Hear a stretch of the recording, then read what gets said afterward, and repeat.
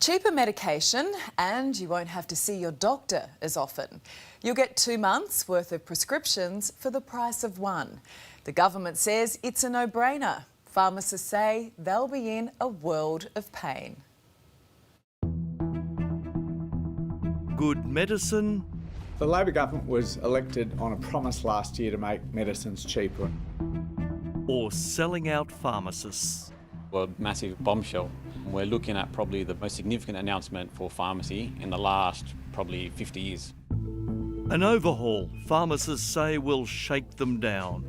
Look, sacrificial lambs is a good way to put it. We are on team patient. This is not about trying to be doctors.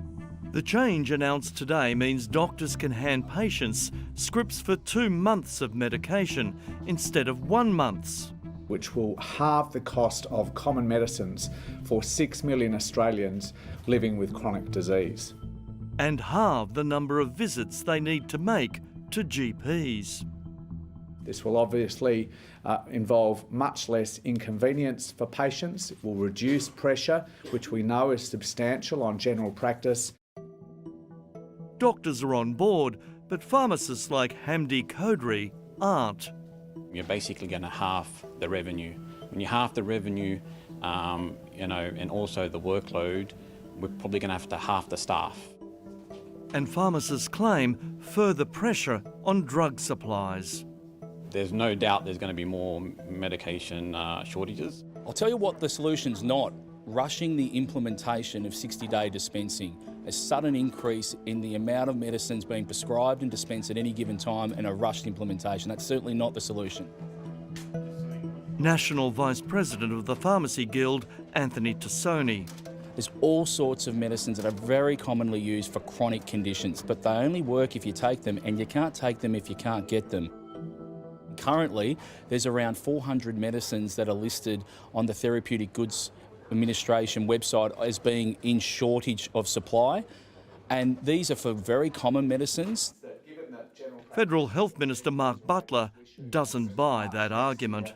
The actual truth is, of the 325 medicines that I've announced today, only 7 of them are experiencing supply shortages. Not only will this be good for cost of living for these 6 million Australians, we're confident it will be good for their health and improve medication compliance.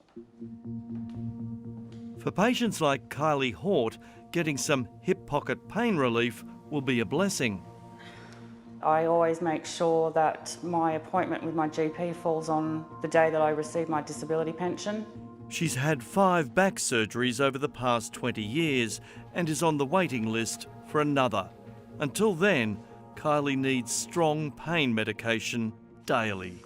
Without it, I probably wouldn't be able to function as well as I do, or as well as I can. My pain levels are quite high, so without this medication, I think my lifestyle would be a lot more difficult. And so every month, Kylie needs to see her doctor. My GP originally, who I'd been with for 13 years, stopped bulk billing, so I changed to a different GP who was bulk billing, and then a week after I started seeing her, they stopped bulk billing as well. The current system is not fit for purpose. Charlotte Hespe's chair of the Royal Australian College of GPs. Unfortunately, although back in the 1980s it was designed that the Medicare rebate covered 85% of what it would cost to actually conduct that consultation, that money has not kept up with what the costs actually are.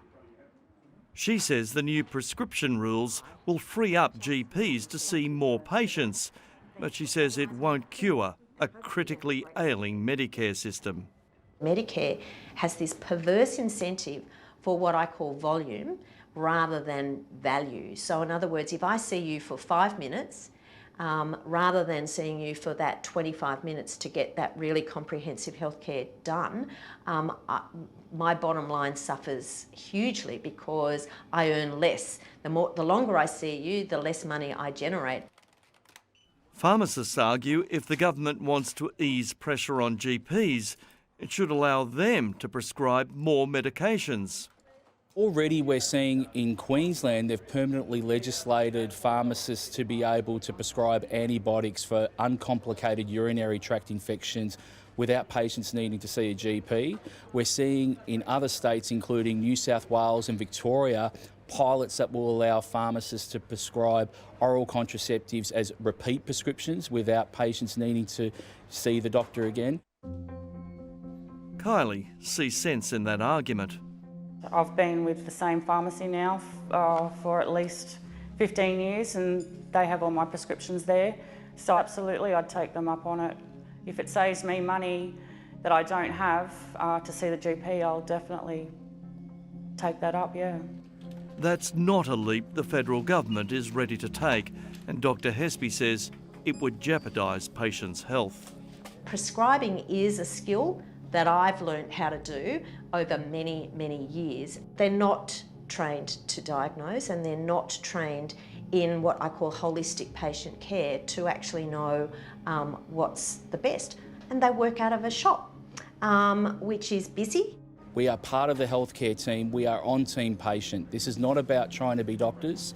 It's trying to be the best pharmacists we can be to help a system that's under stress.